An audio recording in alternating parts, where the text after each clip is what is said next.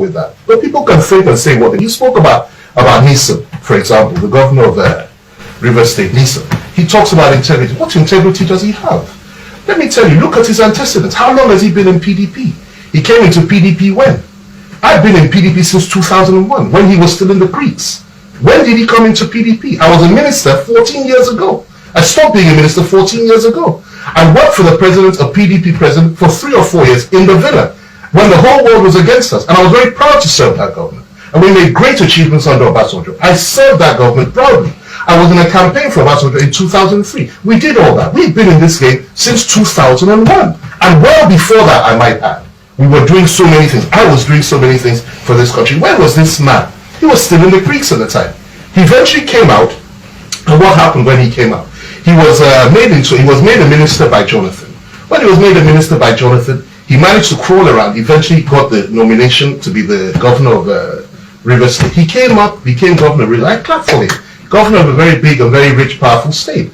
And since that time, what has he done to this PDP that was built up over the years by people far older, far better, far more qualified than him? He came in and he behaved like a tyrant, like a Hitler. And what has he done? Every key player that has left the PDP since that, over the last couple of years, left because of Nisan. They left because of him. Because of his megalomania, because of his lack of restraint, because of his indecency, and his harsh words on anybody that does not agree with him.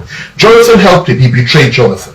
Rotimi Amici helped him, he betrayed Rotimi Amici. Every single person that helped this man, he has betrayed. And now he gets there, and he starts casting aspersions on everyone. The other day, he called another governor, somebody that was suffering from psychiatric problems, simply because the man said he supports and he likes President Buhari and so on and so forth. Go and ask them in PDP what the problem is. He brought in Alimadu Sherif. There was a problem, he fought it. He brought in McAfee. There was a problem, he fought it.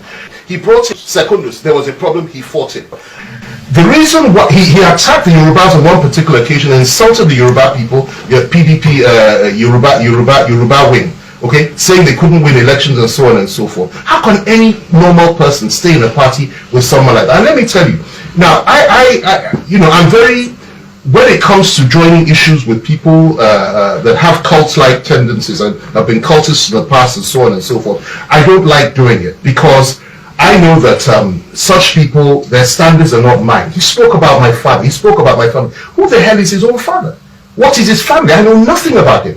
He is building bridges in Rivers State. I'm talking about physical bridges and structures. Clap for himself, very good. He has 2 more years as governor. Can he stand as I stood for the last 14, 15 years, criticizing governments, risking his life? How many times has he been locked up? He will soon lose his immunity. Let's see what he can do. I've been doing this for a long time.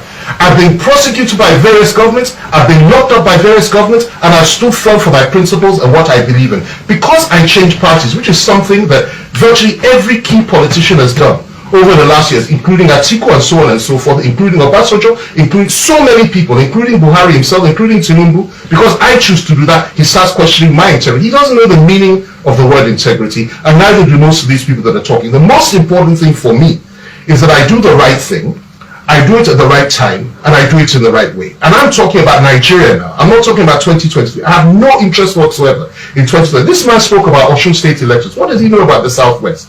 What does he know?